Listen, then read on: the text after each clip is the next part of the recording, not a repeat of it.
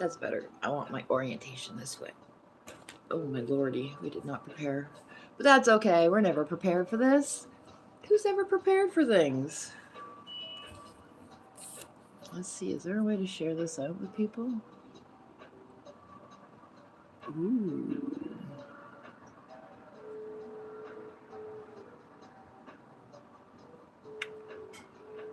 Oh, okay.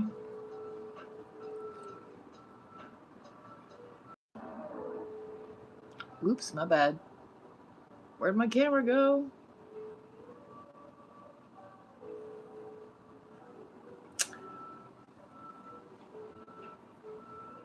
Great, we're gonna have technical difficulties now.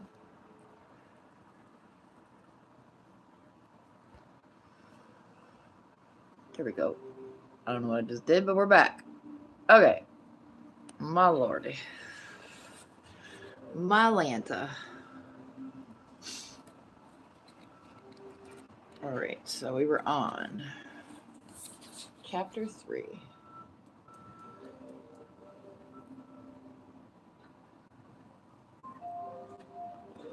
There's nobody in here, so I'm going to finish my cigarette first, and then we'll start.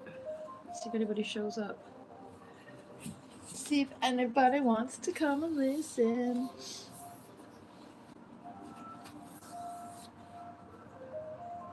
Facts and self-projections. One of my favorite chapters is this one.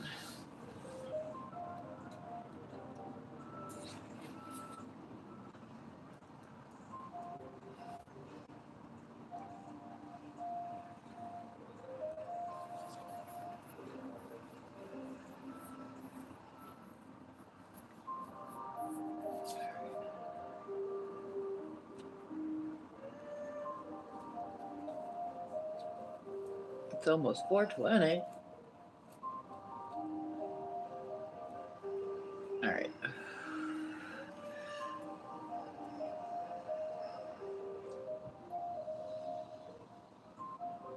Hello, hello. Thank you, thank you. All right, so chapter 3. Facts and self-projections. A fact is a statement that can be proven or verified to be true based on objective evidence, research, observations, or measurements.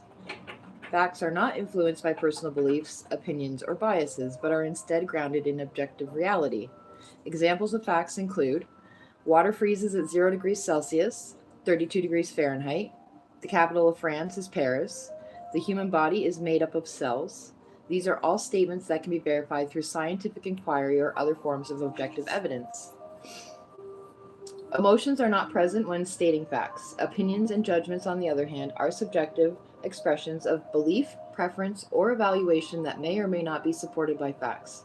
For example, the fact that Mount Everest is the tallest mountain in the world is an objective truth that can be verified through scientific observation and measurement. However, whether someone likes me or not is a matter of personal opinion that cannot be proven true or false. Similarly, a judgment about someone's character or behavior is subjective and based on personal values and beliefs. Nothing happens to you.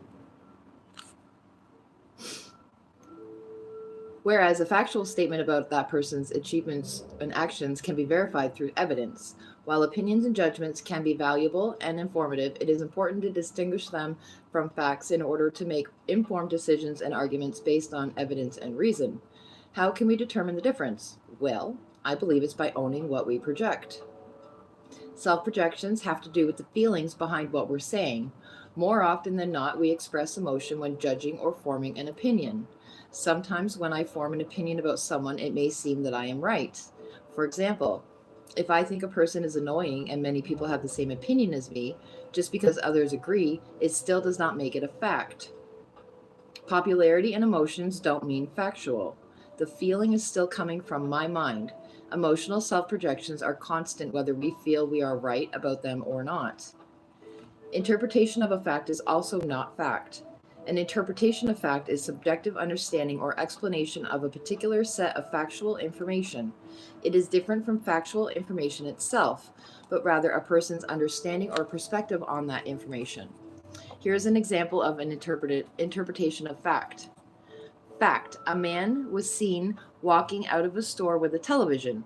Interpretation: that man was stealing the television. While the fact in this example is that the man was seen walking out of the store with a television, the interpretation of that fact is that the man was stealing it. However, it is possible that the man had purchased it legally and was simply just carrying it out of the store. Therefore, the interpretation is not necessarily a fact, but rather a subjective understanding of the situation based on the available information. Yes, facts can change. For example, the idea that atoms were dense was a widely the fact that atoms were dense was a widely held belief in the early 20th century. However, in 1911, Ernest Rutherford and his colleagues conducted the gold foil experiment, which demonstrated that atoms were mostly empty space with a very small and dense nucleus at their center.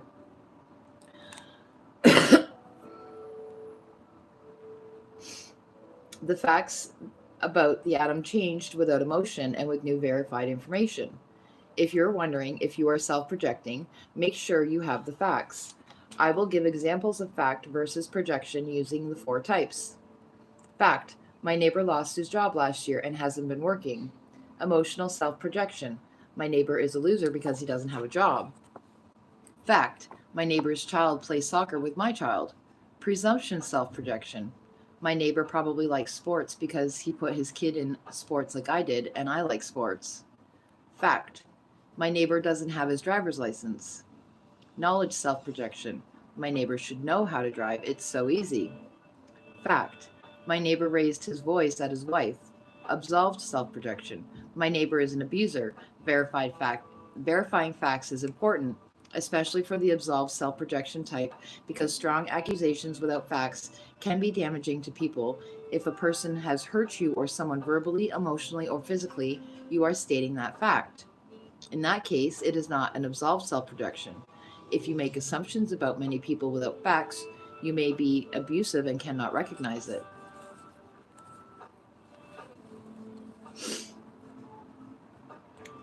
Can we stop projecting? Ooh, what an interesting question. Oh, I had a bunch of people in here and y'all left me. That's all right. You're too cool for school anyways. Many people have asked me how to stop projecting, how to stop self-projecting, and I personally believe that we can't stop the emotional projections. These are constant because they come from our subconscious. Emotions are complex psychological and physiological responses to different stimuli and experiences, such as joy, sadness, anger, fear, and love. They serve as important signals that provide us with information about our environment and help us make decisions. While some people may wish to suppress or avoid certain emotions, it is not possible to completely stop feeling them so evidently. We cannot stop self projecting them. Attempting to suppress our feelings can be detrimental to our mental and physical health, as emotions play a significant role in our overall well being and can provide valuable information about ourselves and our environment. When we learn healthy ways of processing and expressing our feelings, our emotional projections can subconsciously change to become kinder and more loving. As we heal ourselves, we develop a greater sense of self care and self love.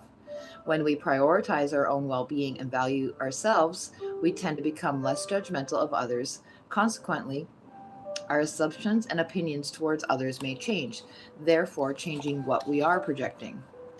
The quote I always say is, as within, so without, which means whatever you feel on the inside about yourself will radiate onto your outside world. That's very true. An emotional self projection is simply you assuming things about others that you actually feel about yourself. Here's the good news: we can stop the other 3 types, the presumption, knowledge, and absolved projections. They reside in the unconscious mind. Referring back to the definition I gave you at the beginning, when we become aware of the unconscious feelings and actions, we bring them to our conscious mind. When we think logically, we can make changes, which means if we bring those projections to our awareness and take accountability, we can stop assuming that other people are acting or feeling how we are, in fact, acting and feeling.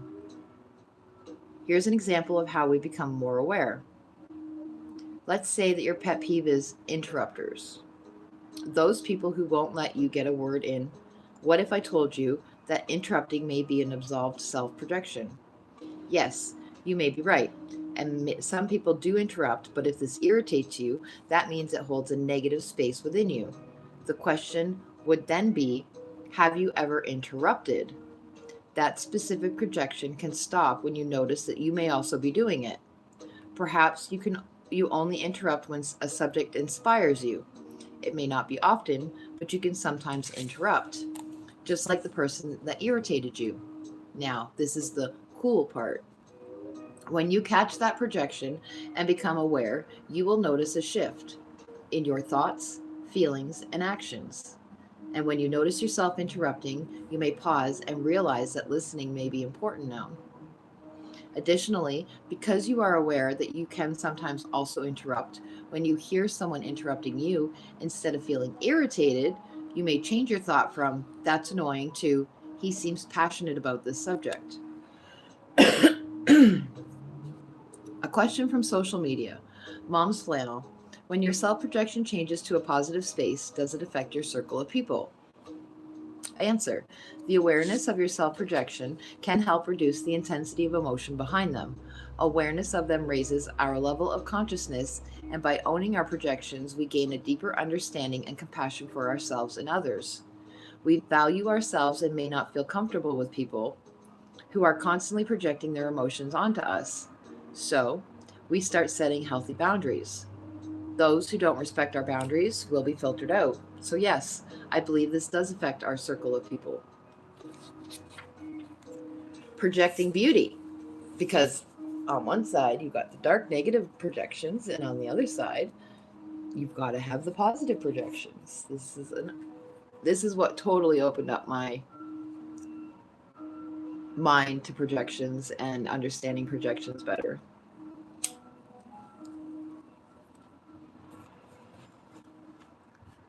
Projecting beauty.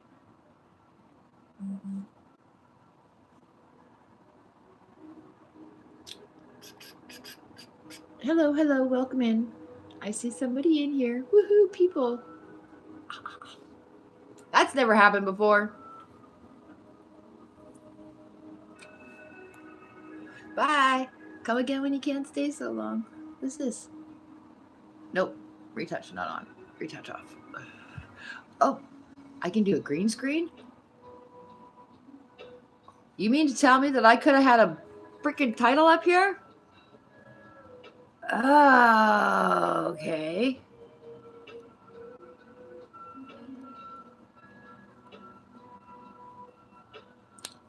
That's too big. But that's okay. Oh, look at us playing around with this and learning how to use the YouTubes.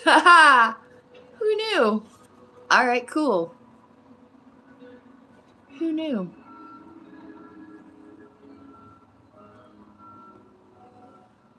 All right, so we got to make a smaller picture to be able to go on the green screen. All right. We can do that. Which one is today? This one? Oop, that's not going to fit. All right. Oh, I wonder if these ones will fit.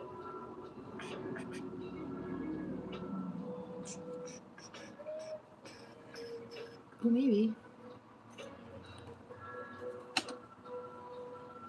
If we do that.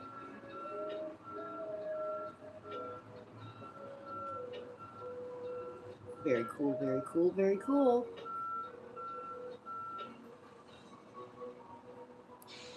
Hello, hello, welcome in.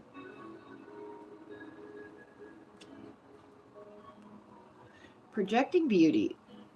I often have people asking me why they see beauty and good in others but can't see it in themselves.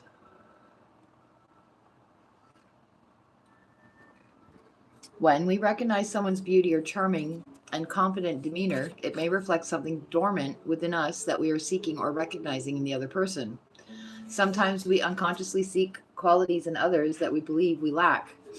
While one person may see someone's charm and confidence as attractive, another may find those same qualities annoying or jealousy inducing. However, in both cases, the subconscious feeling is the same, a dormant feeling of charm and confidence within ourselves.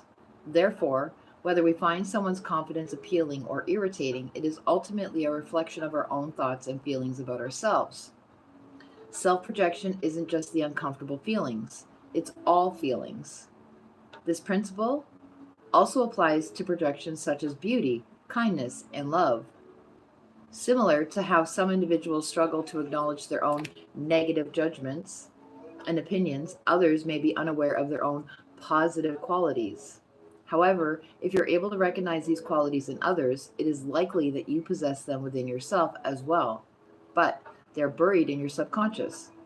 As I've mentioned before, we are only able to perceive in others what we already possess within ourselves. When you project the beauty in others, ask yourself, what do I feel is beautiful about me, and what in me may be stopping me from recognizing it in myself? Exercise. Positive projections. Think about someone that you like. On a piece of paper, write a few qualities you see in them. This is subconsciously something you feel about yourself. Do you remember a time when you felt that about you? If you struggle to recognize the beauty in yourself, here are some tips to help get you started. Practice self care. Taking care of yourself physically, mentally, and emotionally can help you feel better about yourself. This can include things like eating well, getting enough sleep, exercising regularly, and doing activities that bring you joy. Challenge your critic self. Blah, blah.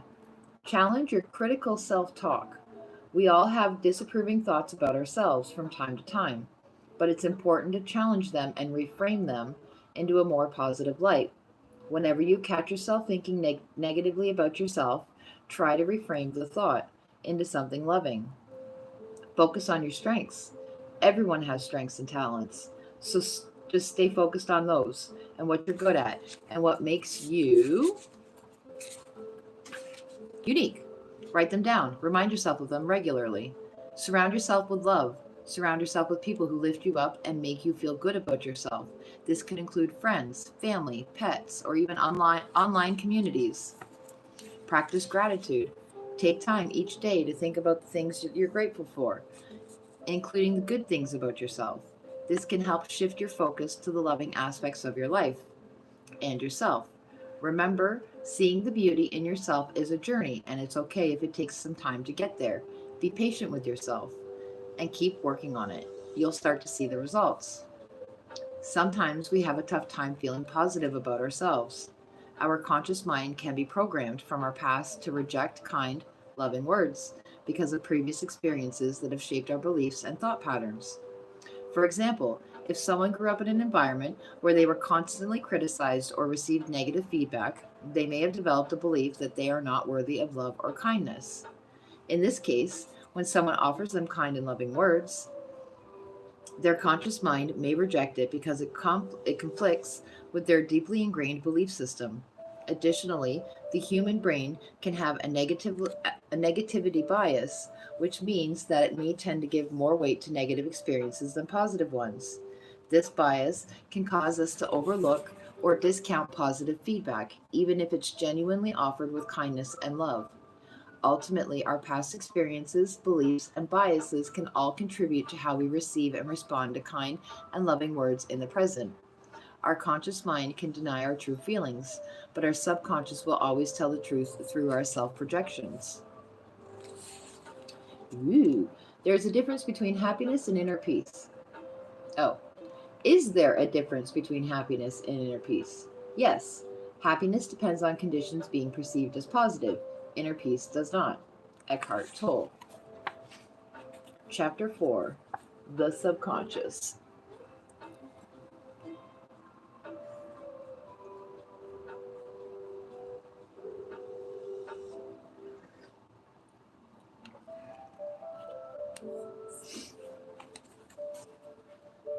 Imagine yourself holding a large bag filled with items. You carry around this bag everywhere you go.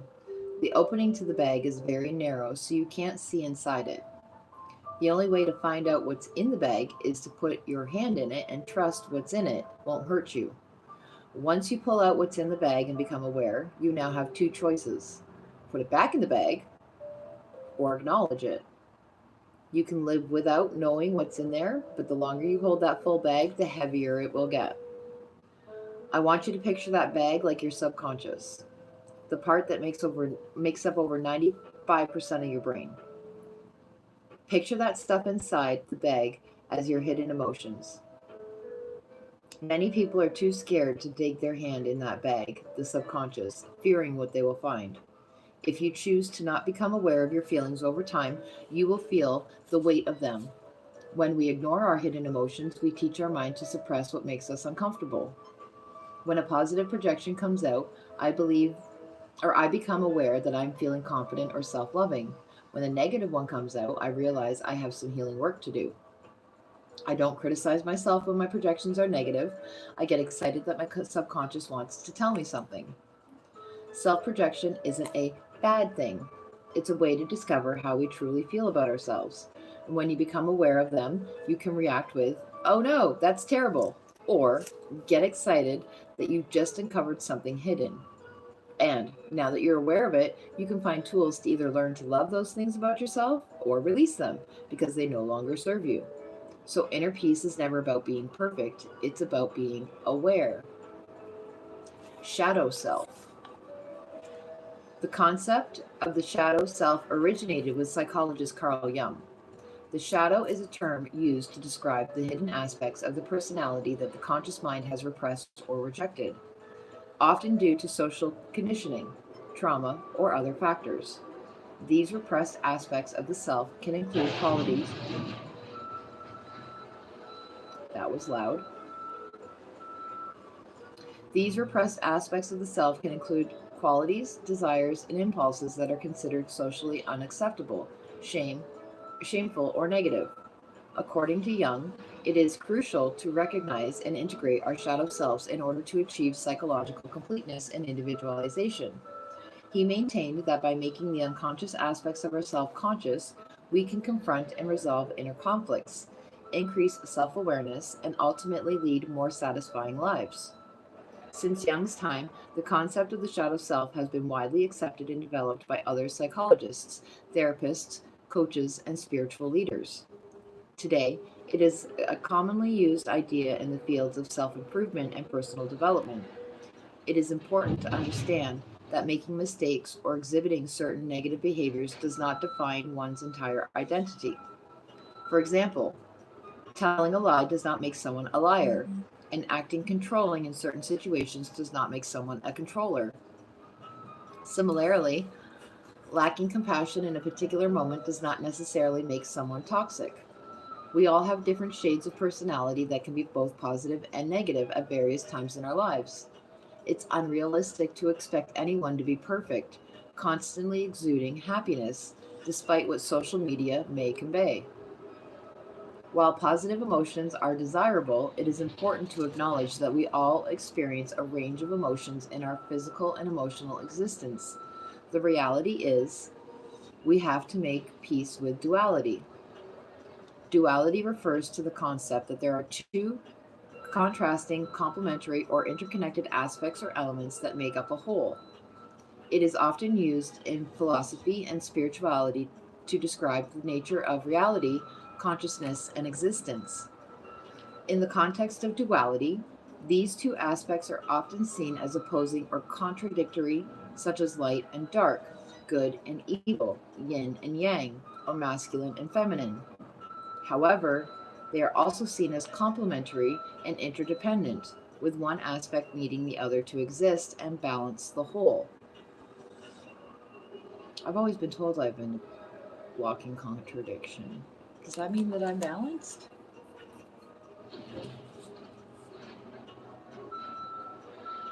We have to make peace with the contrast of night and day, darkness and light, and all the pleasant feelings and unpleasant feelings within us. Picture yourself standing in a dimly lit large room with a lamp located in a corner. As you approach closer to the light, the intensity of your shadow deepens. You can see everything in the room, including your shadow. However, if you walk too far away from the light into the darker part of the room, you may become disoriented into the darkness and lose sight of what's in the room. Similarly, if you approach the light and cling to it, the surrounding area becomes obscure and you will lose sight of things. Grasping the light will make the room become dark. So, whether you are too close to the light or too far from it, it can hinder your judgment and situational awareness. Overall, this metaphor is highlighting the importance of balance and perspective. It suggests that too much or too little of anything can be detrimental, and what we should strive to find and that we should strive to find a balance that allows us to see things clearly and negative and navigate our environment effectively. Whoa, my tongue does not want to work anymore. We can compare this analogy to suppressing the subconscious mind. The closer we get to the light, the bigger the shadow. The more positive we try to become, the more darkness will surround us. So, although our awareness, conscious mind, is looking at this beautiful bright light, the fact is behind us is a huge shadow, the subconscious. Too positive or too negative can make us lose awareness.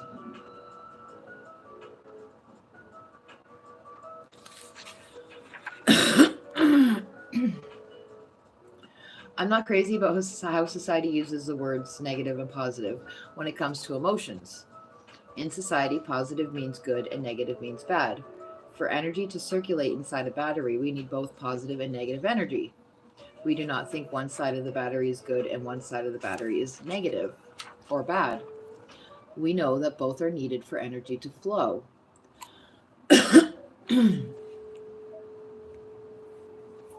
That same The same applies to our emotions. Positive, sunlight, gives us energy, vitamins, and healing.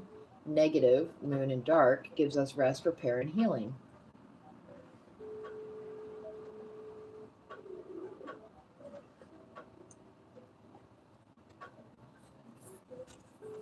I've worked with countless amounts of people that have tried so hard to be positive and suppress the negative, therefore not owning their self projections, and they've all found themselves losing important relationships or things they valued in their lives. Unawareness can cause a disconnect between ourselves and others. I believe humans above I believe that humans above all thrive in vulnerability and authenticity. I agree with that. To create true connections with others, vulnerability is essential. I understand authenticity is one of the hardest things to live by because it means being okay with being flawed. Spending prolonged periods under the sun can cause various adverse effects such as dehydration, sunburn, headaches, and loss of energy. On the other hand, remaining isolated in darkness can lead to a deficiency of vital vitamins, resulting in low energy and depression. However, maintaining a balance of both, the energizing warmth of the sun and taking breaks in the shade to rest, heal, and sleep, can create a harmonious equilibrium in our body, mind, and soul. Similarly, constantly maintaining a positive attitude can make it challenging to empathize with others and ourselves when experiencing intense or contrasting emotions.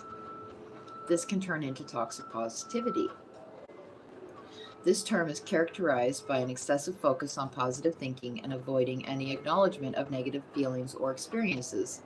Toxic positivity can be harmful because it can invalidate or dismiss the genuine experiences and emotions of others, making them feel as if their feelings or experiences are not valid or important. It can also create pressure to always maintain a positive facade, which can be exhausting and unrealistic. For instance, in the event of a loss or a loved one, it is natural to feel sad or grieve, and suppressing those feelings would deny a fundamental aspect of human nature. Have you ever seen a baby without tears? We would never tell a baby to be positive when they cry, so why do we think it's okay to tell adults to not be negative? There is no such thing as negative babies, just babies with emotions. If you don't like negative emotions, I would ask you, at what age did you start to judge your negative feelings? We cannot fully experience the gratitude of the good times without contrasting feelings to remind us of what the opposite feels. We cannot fully experience the gratitude of the good times without contrast feelings to remind us of what the opposite feels like. The same goes for being stuck in uncomfortable emotions. Balance is key. To overcome toxic positivity it is important to recognize that it is healthy and normal to experience a range of emotions, including negative ones, and that it is okay to acknowledge and express these feelings. It is crucial to practice self-compassion and empathy towards oneself and others, and to create space for authentic emotions and experiences without judgment. When I do shadow work with my clients, one of the number one most important aspects of uncovering your shadow self is owning your self projections. Shadow work involves bringing these unconscious aspects of ourselves into the conscious awareness, acknowledging and accepting them, and incorporating them into our personality. This process can involve various techniques such as self reflection. Excuse me. This process can involve various techniques such as self reflection, journaling, meditation, coaching, therapy, and other forms of inner work.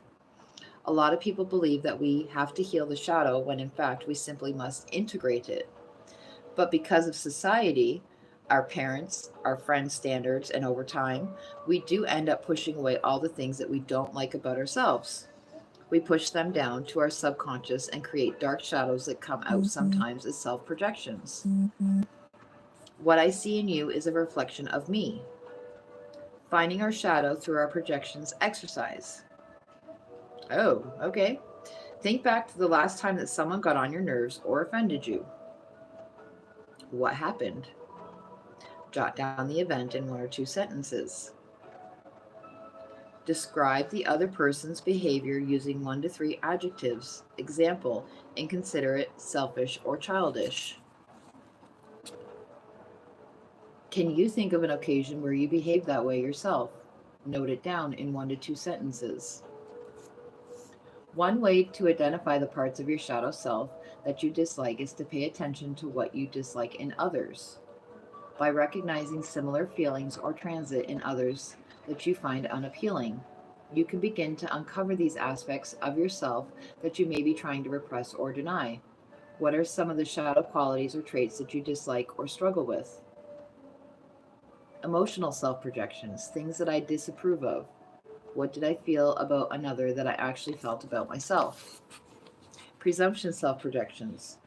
What did I assume others liked or disliked that I myself disliked or liked? Knowledge self projections. What ability did I expect others to excel or be good or bad at that I myself am good or bad at? Absolve self projections. What actions or behaviors did I assume others were doing that in actuality I was doing? Remember, this exercise isn't about fixing anything, it's just about self reflection. Being self aware is crucial for several reasons. Firstly, it helps us to identify our strengths and weaknesses, understand our values, beliefs, and motivations, and recognize areas where we may need to improve. This knowledge is essential for personal growth and integrating our shadow selves. Secondly, self awareness helps us to make better decisions. By understanding our values and motivations, we can make decisions that align with our goals and avoid making decisions based on emotions or biases. Thirdly, self awareness improves our relationships with others.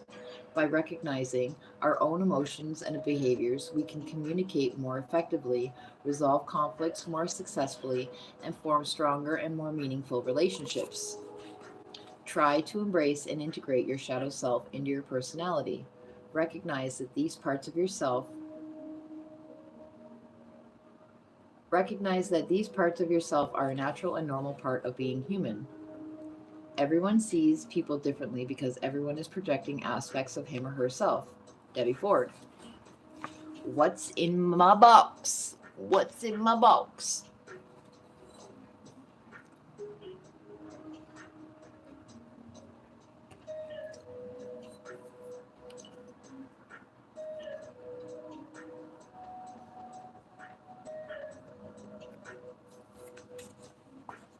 We all hold a metaphorical box filled with labels of who we think we are. We aren't even we aren't even what's in that box. These are just the things that we pick up along the way of our life journey. As we grow up, we learn about what's valued as good and what's not. We pick up information from our families, friends, movies, televisions, and social media.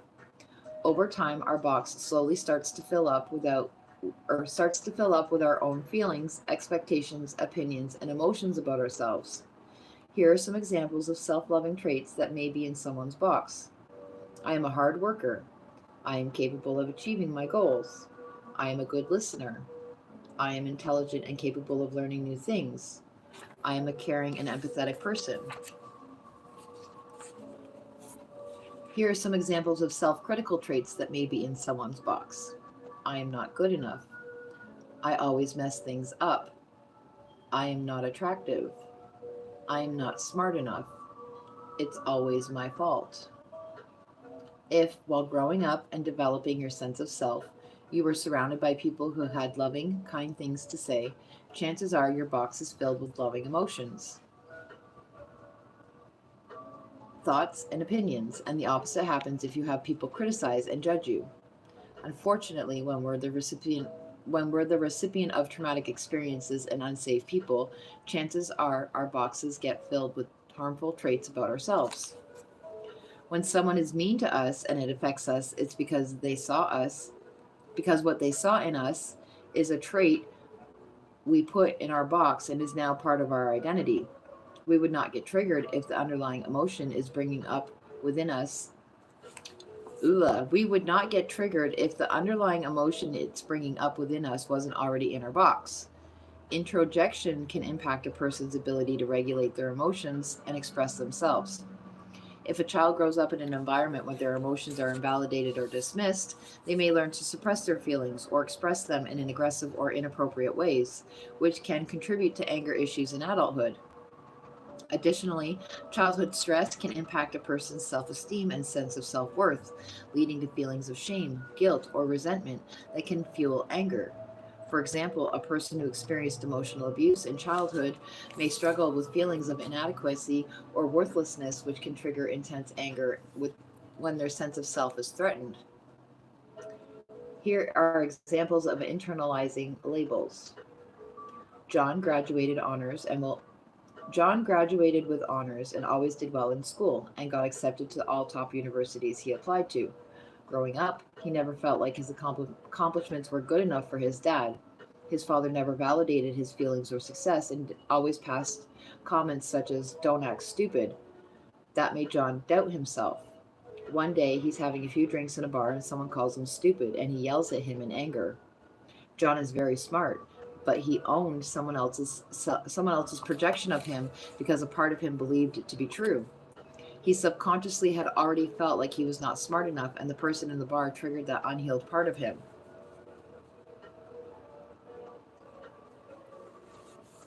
hmm I can see how that happens. Peter graduated and got refused to two out of the three universities that he applied to. His parents not only celebrated his achievements, small or big, but would always ask him, "How do you feel about your grades?" which always gave him space to express his emotions authentically. The same situation happens in a bar where someone calls him stupid, but because he doesn't own his feelings, he disregards the comment and laughs it off. You see, what we put in our box can determine some of our adult triggers. When a person experiences stress, hurt, heartbreak, or even trauma in childhood, their developing brain can become hypersensitive to potential threats. This hypervigilance can be evident or oftentimes subconscious, which in turn can manifest as anger, as the person may overreact to criticism, neglect, or other perceived dangers. It can be difficult to let go of resentment or anger towards people who have hurt us in the past. However, it is important to recognize that as adults, we have the power to take control of ourselves. We have the power to take control of our own lives and behaviors, regardless of our upbringing or past experiences. Here are some steps that you can take to start healing. Recognize the impact of your upbringing. Acknowledge that your upbringing may have had an impact on your beliefs, behaviors, and thought patterns, but that it doesn't define who you are as a person. Understanding the root causes of your behaviors can help you take steps towards change. Practice self compassion. Instead of blaming yourself, your parents, or anyone that hurt you for your behaviors, practice self compassion and recognize that you are doing the best that you can with the resources and knowledge you have at that moment. Treat yourself with kindness and understanding. Take responsibility for your actions.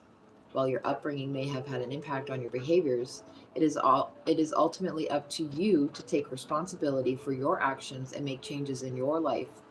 Recognize that you have the power to change your thoughts, beliefs, and behaviors.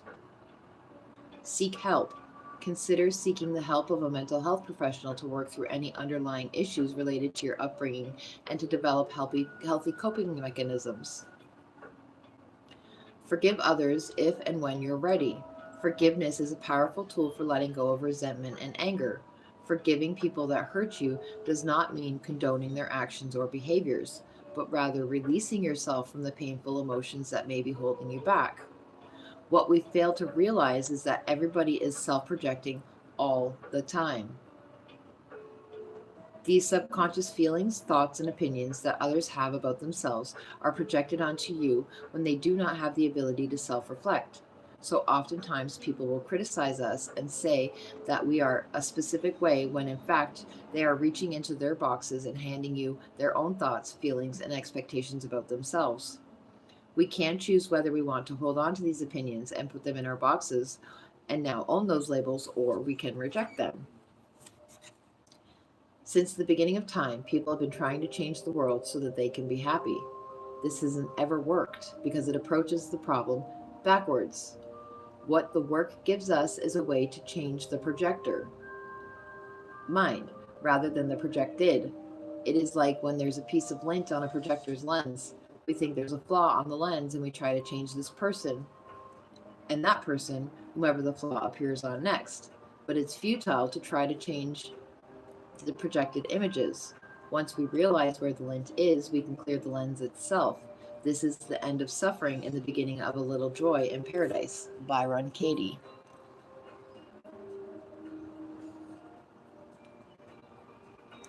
Ooh, do we read chapter 5 now or do we leave it for the morning?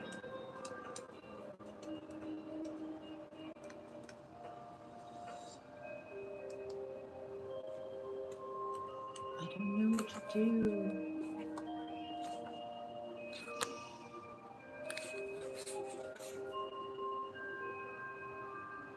Chapter 5, let's just read it now. We don't want to, let's see what's chapter 6 in the morning.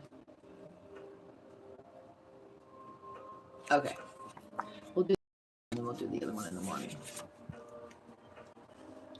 Now, chapter 5, self-projections and triggers. An emotional trigger can come from an event, situation, or memory that sets off a strong emotional response in an individual. Triggers can vary widely in intensity and duration. For example, a person who has experienced trauma related to a particular sound, such as glass breaking, may be triggered by that sound and experience intense fear or anxiety. Alternatively, a person who associates a particular smell with a happy memory, such as the scent of a specific perfume from their childhood, may feel joy or nostalgia when they encounter that scent later in life.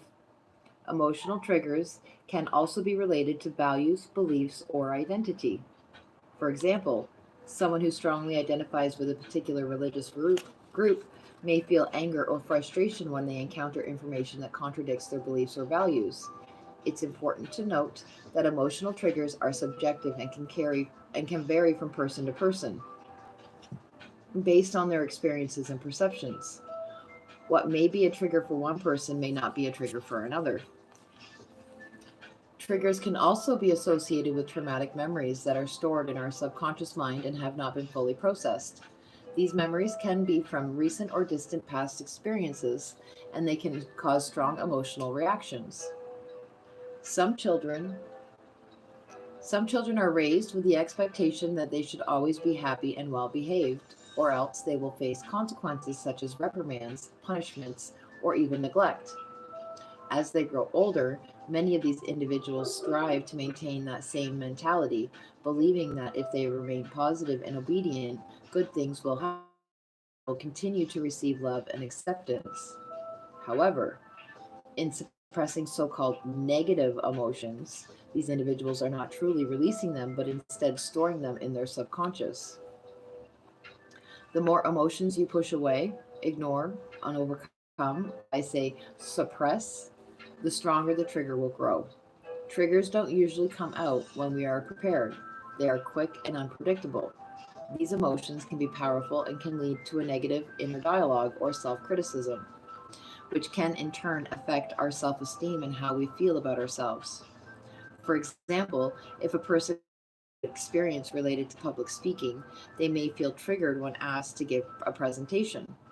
This could lead to feelings of anxiety, self doubt, negative self talk, such as I'm not good enough or I'm going to fail. These thoughts and feelings can then affect how they perceive themselves. Emotional triggers can also affect how you view others. When triggered, we may experience a strong emotional reaction that can color our perception of others, making it difficult to see them objectively. For example, if a person has a history of being bullied, they may feel triggered when they perceive someone as being aggressive or confrontational. This could lead to feelings of fear, anger, or resentment towards that person, even if the situation is not objectively threatening. It's important to recognize how our emotional triggers can affect our perceptions of others and to work towards addressing these biases. If triggers affect how we see ourselves and others, it will definitely affect what we are projecting onto others. So, to calm the intensity behind your triggers, you need to validate and give attention to the feeling you've been hiding from yourself. Validating suppressed emotions can be a key step towards acknowledging and processing them. Here are ways that you can start healing triggers. Practice mindfulness. This involves paying attention to the present moment without judging. Becoming aware of your thoughts and feelings, you can begin to recognize and validate your emotions. Write in a journal. Writing down your thoughts can help you identify and acknowledge suppressed emotions. You can also use journaling to explore the root causes of these emotions and work through them. Talk to a trusted friend or specialist.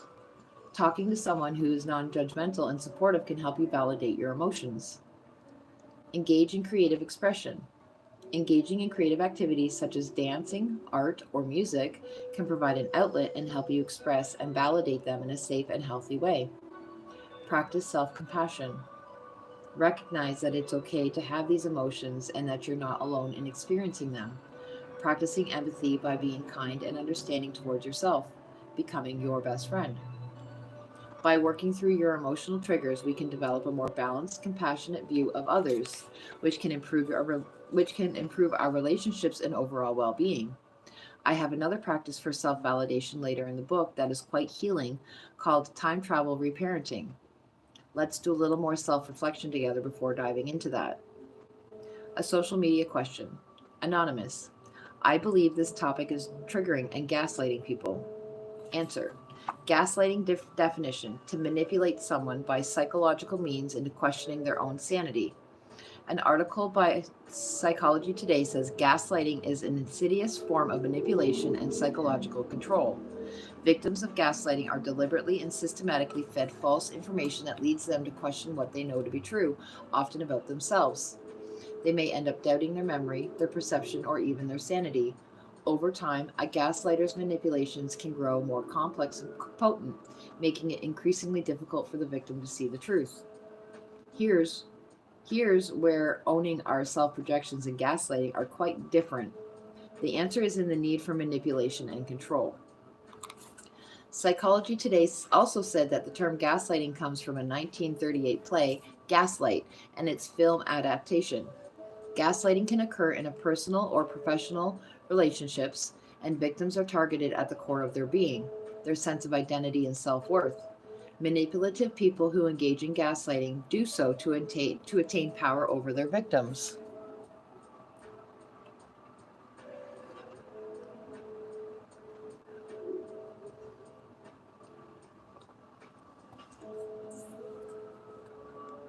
The benefit of owning our self projections are self awareness and accountability. which refers to taking responsibility for one's actions or decisions and being answerable for their consequences.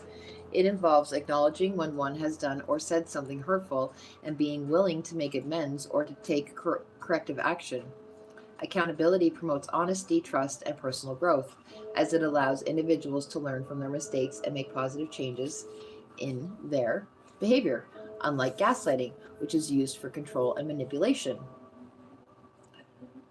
I could argue that I, in the past, had been gaslit by someone who did not own their projections. An ex used to call me a manipulator pretty often during our relationship. I used to get confused about that and would ask him what made me a manipulator, and he would try to convince me that asking him that question was me manipulating him. I eventually started to believe that maybe he was right. I was owning his absolved self projections, not owning his shit and forcing or I was owning his absolved self projection. Not owning his shit and forcing me to believe those things about me was a form of gaslighting. Remember, self-empowerment versus many of the faults you see in others, dear reader, are your own nature reflected in them. Rumi. All right, we're going to pause there. We're going to start off with the physical triggers tomorrow morning at 10 a.m. Hope to see you there. Make sure you're subscribed, like the things, and do all the things, and have an amazing day.